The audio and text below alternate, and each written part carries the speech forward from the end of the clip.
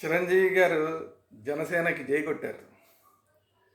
ఎప్పటి నుంచో జన సైనికులందరూ ఎదురు చూస్తున్న సమయం అది. అలాంటిది ఒక ప్రైవేట్ కార్యక్రమంలో పాల్గొంటూ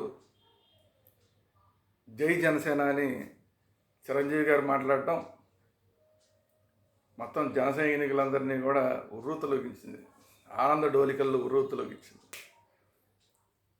ఇది కదా మనం కావాల్సింది అనుకున్నది, ఇది కదా మనం కోరుకున్నది. ఎందుకంటే నిన్నటిదాకా కాంగ్రెస్ వాళ్ళు మాట్లాడుతున్నారు చిరంజీవి గారు మా నాయకుడే అని. దానికి ఫుల్ స్టాప్ పెడుతూ ఇప్పుడు జనసేనకి ఎప్పుడైతే చిరంజీవి గారు జై కొట్టారో కాంగ్రెస్ వాళ్ళు మాట్లాడే మాటలకి ఫుల్ స్టాప్ పడినట్టు. నేను ఇంతకుముందు కూడా ఒక వీడియోలో మాట్లాడడం జరిగింది. భారతీయ జనతా పార్టీ ఆంధ్రప్రదేశ్ తెలంగాణలకు సంబంధించిన ప్రణాళికలో చిరంజీవి గారు కూడా ఒక భాగంగా ఉన్నారు, పవన్ కళ్యాణ్ గారితో పాటు. అయితే భారతీయ జనతా పార్టీలోకి రావాలని ఎప్పటి నుంచోనే ఆయనకి ఆఫర్ ఉంది చిరంజీవి గారికి. కానీ ఆఫర్ కూడా భారతీయ జనతా పార్టీ ఆంధ్రప్రదేశ్ శాఖ అధ్యక్షుడిగానే ఆఫర్ ఉన్నది గతంలో. అప్పుడు దాన్ని తిరస్కరించారు. ఇప్పుడు కూడా భారతీయ జనతా పార్టీకి నాయకత్వం వహించాలి తెలుగు రాష్ట్రాల్లో అని చెప్పి ఆయన అడిగినప్పటికీ కూడా ఆయన జనసేన వైపు నుంచే ఉండడానికి ఇష్టపడుతున్నారు. అది కాకుండా ఉంటే కనుక ఒకవేళ కేంద్ర స్థాయిలో ఏదైనా పదవులు ఆఫర్ చేసినా కూడా కళాకారుడిగానే ఆయన పదవులు తీసుకుంటారు తప్ప భారతీయ జనతా పార్టీ నుంచో లేదంటే కాంగ్రెస్ నుంచో తీసుకునే అవకాశం లేదని ఇంతకుముందు కూడా చెప్పడం జరిగింది. కాంగ్రెస్ అంటే అసలు అది ఎప్పుడో అయిపోయింది అనుకోండి. భారతీయ జనతా పార్టీ వైపు నుంచి కూడా ఆ పార్టీ పరంగా ఆయన పదవులు తీసుకోవడానికి ఇంట్రెస్ట్ చూపించట్లేదని కూడా నేను క్లియర్గా చెప్పడం జరిగింది. ఇప్పుడు దాన్నే నిజం చేస్తూ ఇప్పుడు జనసేనకి జై కొట్టారు చిరంజీవి గారు. అయితే జనసేనకు జై కొట్టినందుకు శ్రేణులన్నీ సంతోషిస్తున్నా. ఆయన ఇంకొక మాట మాట్లాడారు. అదేంటంటే గతంలో ఉన్న ప్రజారాజ్యమే ఇప్పుడు జనసేనగా రూపాంతరం చెందింది. అది వాస్తవం అయినా కూడా అది కొంతవరకే వాస్తవం, పూర్తి స్థాయిలో వాస్తవం కాదు. గతంలో జనసేనకి సంబంధించిన వాళ్ళు కొంతమంది ఇక్కడికి వచ్చారు. సరే, పవన్ కళ్యాణ్ గారు కూడా గతంలో ప్రజారాజ్యంలో ఉన్న వాళ్ళే ఇప్పుడు జనసేనలోకి చాలామంది వచ్చిన వాడు వాస్తవమే. కానీ ఇంకా వేరే వేరే పార్టీలో అనేక మంది అప్పుడు ప్రజారాజ్యంలో పనిచేసిన వాళ్ళు ఉన్నారు. ఇప్పుడంతా వాళ్ళంతా వేరే వేరే పార్టీలో ఉన్నారు. అందువల్ల పూర్తిగా రూపాంతరం చెందినని చెప్పడానికి లేదు. ఇది కాకుండా ఇంకొక విషయం ఏంటంటే అప్పుడు అసలు ప్రజారాజ్యం అప్పుడు చిన్న చిన్న పిల్లలుగా ఉన్నవాళ్ళు, కనీసం ఓటర్లుగా కాని వాళ్ళు ఇప్పుడు ఓటర్లు అయ్యి వాళ్ళందరూ కూడా ఇప్పుడు జనసేనలో సభ్యులుగా ఉన్నారు.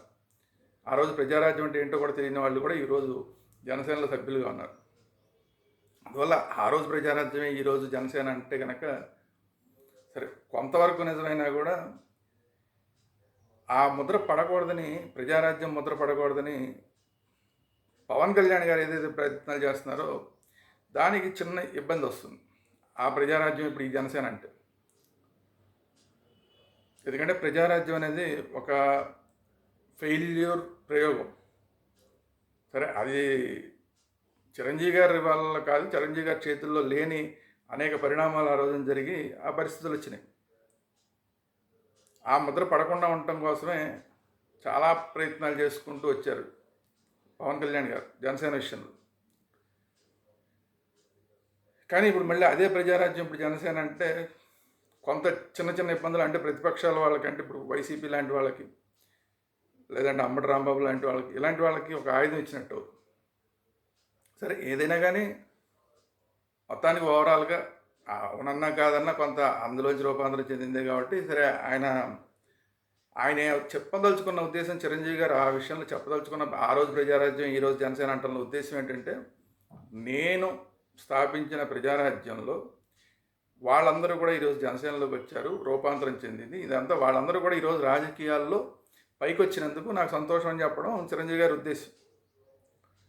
ఆ ఉద్దేశంతో ఆ ప్రజారాజ్యమే ఈరోజు జనసేనగా మారింది. ఈరోజు అదే జనసేనలో అధ్యక్షుడిగా ఉన్న ఆయన, ఆ రోజు యువరాజ్యంలో అధ్యక్షుడిగా ఉన్న ఆయన ఈరోజు జనసేనకు అధ్యక్షుడు, జనసేన అధ్యక్షుడు అయిన తర్వాత పిఠాపురం నుంచి ఎమ్మెల్యే, పిఠాపురం నుంచి ఎమ్మెల్యే అయిన తర్వాత ఆంధ్రప్రదేశ్కి ఉప ముఖ్యమంత్రి అయి ఇన్ని కీలక బాధ్యతలు నిర్వహిస్తున్నారు పవన్ కళ్యాణ్ గారు.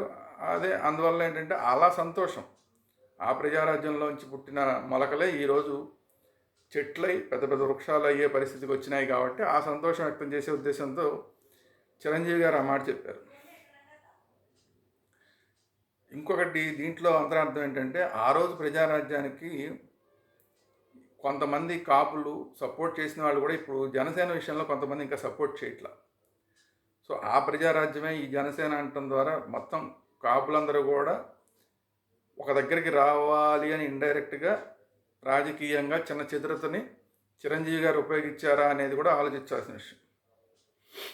ఎందుకంటే ఇంకా పూర్తి స్థాయిలో ఆ రోజు చిరంజీవి గారికి పనిచేసిన వాళ్ళు అంత స్థాయిలో ఇప్పుడు జనసేనకి పనిచేయట్లా కొంతమంది. ఇది కాకుండా నేనే జనసేనకి చేయగొట్టాను కాబట్టి టోటల్గా ఇంకా ఎవరైతే కాపులు ఎవరైతే ఉన్నారో వాళ్ళందరూ కూడా జనసేనకి జైకొట్టని వాళ్ళు ఇప్పుడు దాకా జైకొట్టిన వాళ్ళు ఎవరో ఇప్పుడు జైకొట్టండి, నేను కూడా జైకొట్టాను కాబట్టి అని ఒక సూచనని మొత్తం ఆ రోజున్న ప్రజారాజ్యం ఫ్యాటర్నిటీకి, అలాగే ఆ రోజున్న ప్రజారాజ్యం శ్రేణులకి, వేరే వేరే పార్టీలోకి వెళ్ళిపోయిన వాళ్ళకి, అలాగే కాపు ఉద్యమంలో పనిచేసి ప్రజారాజ్యంలో పనిచేసిన వాళ్ళు ఈరోజు వేరే వేరే పార్టీలో ఉన్న వాళ్ళందరికీ ఒక సూచన చేశారా, జై జనసేన అని చిరంజీవి గారు అనటం ద్వారా. చిరంజీవి గారు ఎప్పుడైతే చిరంజీవి గారు కూడా జై జనసేన అని, పవన్ కళ్యాణ్ గారు జనసేనలో ఉప ముఖ్యమంత్రిగా ఉన్న తర్వాత, అంత యాక్టివ్గా పాలిటిక్స్లో ఉన్న తర్వాత మిగతా వాళ్ళందరూ కూడా వచ్చేయండి, గతంలో ప్రజారాజ్యంలో పనిచేసిన వాళ్ళందరూ కూడా మిగతా వాళ్ళు వచ్చేయండి జనసేనలోకైనా ఒక చిన్న సూచనని ఇండైరెక్ట్గా చేశారా జై జనసేన అని చిరంజీవి గారు అనటం ద్వారా అనేది కొద్దిగా పాలిటిక్స్ని నిశ్చితంగా గమనించే వాళ్ళు మాట్లాడే మాట. ఎందుకంటే చిరంజీవి గారు ఇప్పుడు కూడా ఏది డైరెక్ట్గా ఓపెన్ అయిపోయి మాట్లాడరు. ఆయన అది అన్యాయపదాసంగానే చెప్తారు తప్ప డైరెక్ట్గా నా తమ్ముడు అంత గొప్పవాడు, లేదా నా తమ్ముడికి ఓటేయండి, నా తమ్ముడికి వచ్చేయండి, అలాంటివన్నీ ఏం చెప్పరు చిరంజీవి గారు.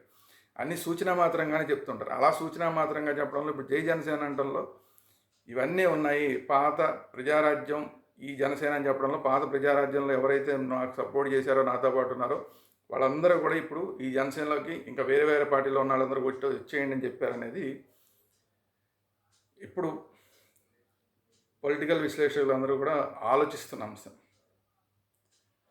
ఆయన ఏ ఉద్దేశంతో ఉన్నారు ఏంటి అనేది కాకపోయినా ఇప్పుడు అన్నదమ్ములు ఇద్దరు కుటుంబంలో మాత్రమే ఒకటి, బయట మాత్రం వేరు వేరు, ఆయన అసలు రాజకీయాల్లో లేరని వాళ్ళని మాట్లాడే వాళ్ళకి ఇప్పుడు ఆయన జై జనసేన అనటం ద్వారా పూర్తి స్థాయి జనసేనకి సపోర్ట్ గతంలోనూ చెప్పారు, ఇప్పుడు డైరెక్ట్గా ఏకంగా జై జనసేన అనేసారు. అందువల్ల 29కి రాజకీయ పావుల్ని మార్చే కార్యక్రమంలో భాగంగా 2029 ఎలక్షన్లకి రాజకీయ పావులన్నింటినీ మార్చే భాగంగా చిరంజీవి గారు జై జనసేన అన్నారనేది ఒక విశ్లేషణ. ఎందుకంటే ఇప్పుడు వైసీపీ పార్టీ అంతా కూడా ఆల్మోస్ట్ మూలన పడిపోయింది. ఆ వైసీపీ పార్టీలో ఉన్న కాపు నాయకులందరూ కూడా ఏం చేయాలో తెలియని పరిస్థితుల్లో ఉన్నారు. సో అలాంటి వాళ్ళందరికీ అంత మాత్రమే కాకుండా బొత్స సత్యనారాయణ గారు లాంటి వాళ్ళు చిరంజీవి గారి ఫ్యామిలీకి చాలా దగ్గర వాళ్ళు. అలాంటి వాళ్ళు కూడా ఇప్పుడు అటు ఇటు కాని పరిస్థితుల్లో ఉన్నారు. అలాంటి వాళ్ళందరూ కూడా ఇప్పుడు జనసేనలోకి వస్తే కనుక 29 నాటికి 175 నియోజకవర్గాలు కాదు 224 నియోజకవర్గాలు అయ్యే అవకాశం ఉంది. 2026లో కనుక నియోజకవర్గాల పునర్విభజన జరిగితే 224 నియోజకవర్గాలు అయ్యే అవకాశం ఉంది ఆంధ్రప్రదేశ్ రాష్ట్రం. సో ఈ 224 నియోజకవర్గాలకి ఎమ్మెల్యే అభ్యర్థులను తయారు చేసుకోవాలంటే చాలా పెద్ద ఎత్తున జనసేనలోకి చేరికలు అవసరం. సో దాన్ని దృష్టిలో పెట్టుకుని చిరంజీవి గారు జై జనసేన అని ఉండొచ్చు అనేది ఒక అంచనా. దాంతోపాటు జై జనసేన అనటం వల్ల రాబోయే రోజుల్లో తెలంగాణలో కూడా చిరంజీవి ఫ్యాన్స్ కానీ, అలాగే కాపు వర్గం కానీ, గతంలో ప్రజారాజ్యంలో పనిచేసిన తెలంగాణలో ఉన్న వాళ్ళు కానీ వీళ్ళందరూ కూడా మళ్ళీ జనసేన వైపుకి వచ్చే అవకాశం ఉంది. ఎందుకంటే 2029లో ఒకవేళ తెలుగుదేశం కూడా ఇప్పుడు తెలుగుదేశం కూడా తెలంగాణలో సూపర్ యాక్టివ్ అవ్వబోతుంది రాబోయే కొద్ది రోజుల్లో. ఉగాది తర్వాత నుంచి తెలంగాణలో కూడా యాక్టివ్ చేద్దామని చెప్పి తెలుగుదేశం వాళ్ళు కూడా ప్లానింగ్ చేస్తున్నారు. అంటే అక్కడ స్థానిక సంస్థల ఎన్నికలు జరగబోతున్నాయి. అప్పుడు తెలుగుదేశాన్ని కూడా బలోపేతం చేయాలి అని తెలుగుదేశం వాళ్ళు ప్రయత్నం చేస్తారు. సో ఇలాంటి సందర్భంలో జై జనసేన అని చిరంజీవి గారు అంటం ద్వారా జనసేనని కూడా తెలంగాణలో మంచి గట్టి వ్యక్తులు దాంట్లోకి వచ్చేలాగా చేయాలనే ప్రయత్నం ఉండొచ్చు. ఇప్పుడు సింబల్ కూడా వచ్చేసింది, గాజు గ్లాస్ సింబల్ పర్మనెంట్గా జనసేన పార్టీకి వచ్చింది కాబట్టి ఆ పార్టీ సింబల్ని కూడా తెలంగాణలో కూడా గట్టిగా తీసుకెళ్ళడానికి చిరంజీవి గారు చెప్పిన జై జనసేన అనేది జనసేన పార్టీకి చాలా ఉపయోగపడుతుంది. ఆ జై జనసేన అని చిరంజీవి గారు అన్న ఒక్క మాటని కనుక జనసేన పార్టీ కనుక ఎక్కడ ఎన్నికలు జరిగినా దాంట్లో కనుక ఉపయోగించుకుంటే తన ప్రచారంలో దాన్ని భాగం చేయకూడదు. ఆ ఒక్క క్లిప్పింగ్ చిరంజీవి గారు జై జనసేన అన్న ఒక క్లిప్పింగ్ని ప్రచారంలో కనుక భాగంగా ఉపయోగించుకుంటే ఆంధ్ర తెలంగాణ 2 రాష్ట్రాల్లో కూడా మంచి ఉపయోగం కలిగే అవకాశం. సో వీటన్నిటిని దృష్టిలో పెట్టుకుని రాబోయే రోజుల్లో కేంద్రం నుంచి ఉన్న ఆఫర్ని, చిరంజీవి గారికి ఉన్న ఆఫర్ని వీటన్నిటిని దృష్టిలో పెట్టుకునే చిరంజీవి గారు ఒక ప్రైవేట్ కార్యక్రమంలో జై జనసేన అన్నారు అనేది ఒక అంచనా. ఇది ఈరోజు వీడియో. ఈ వీడియో కనుక నచ్చినట్టయితే మీ అభిప్రాయాలు మీరు లైక్ చేయండి. మీరెన్ని ఎక్కువ లైక్లు చేస్తే అంత ఎక్కువ మందికి ఈ వీడియో రీచ్ అవుతుంది, చిరంజీవి అభిమానులకు ఎక్కువ మందికి రీచ్ అవుతుంది. చిరంజీవి గారు జై జనసేన అంటంలో ఆయన అభిప్రాయం ఏమై ఉంటుందని మీరు అనుకుంటున్నారు? లేదో ఊరికే ఏదో అలా అనేసారా, ఓ ఫ్లోలో అనేసారా? మీరేమనుకుంటున్నారు? దాంట్లో వెనకైనా అర్థం ఉందంటారా, అర్థం లేదంటారా? మీరేమనుకుంటున్నారు అనేది కూడా కామెంట్ రూపంలో తెలియజేయండి. అలాగే ఈ వీడియోని అందరికీ షేర్ చేయండి.